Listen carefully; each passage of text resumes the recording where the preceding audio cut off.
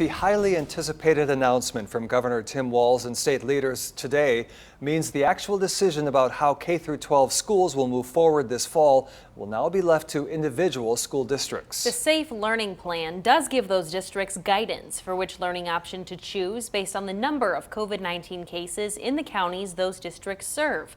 KTTC's Maria Bray joins us live in the studio tonight to further explain the state's plan. Cam. Tom and Caitlin, districts have up to a week before classes begin to let teachers and parents know what type of learning style they will use. The Safe Learning Plan is thoughtful, nuanced. It's an approach that allows us to take into account those competing concerns, along with regional differences in the spread of COVID-19.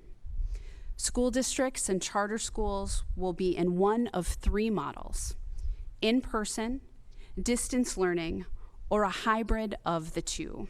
And as far as which learning model schools will use, that'll be based off the COVID-19 cases within the county. If, for instance, you have 0 to 9 new cases per 10,000 in your county over the last 14 days, you would be, the recommended learning model for that situation would be in-person learning for all students. If there are more than 50 cases, the state recommends distance learning for all students. Masks and face shields will be provided for in-person learners, as well as free saliva testing for teachers who are exposed to the virus.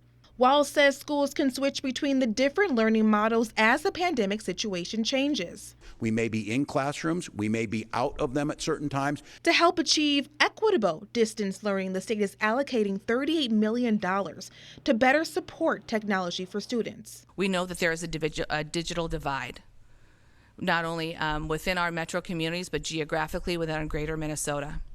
We know that not only do we not have devices, that we don't have access to internet. And so one of the things that was prioritized with those dollars was the acquisition of digital devices. It's an effort to provide the best possible learning while trying to keep students and staff healthy. We do not want to put learning loss on the backs of our students. COVID is not their fault. State officials are estimating as of now, based on infection rates in each county, 181 school districts out of the state's 327 could have in-person learning. Reporting live in the studio, Maria Bray, KTTC News.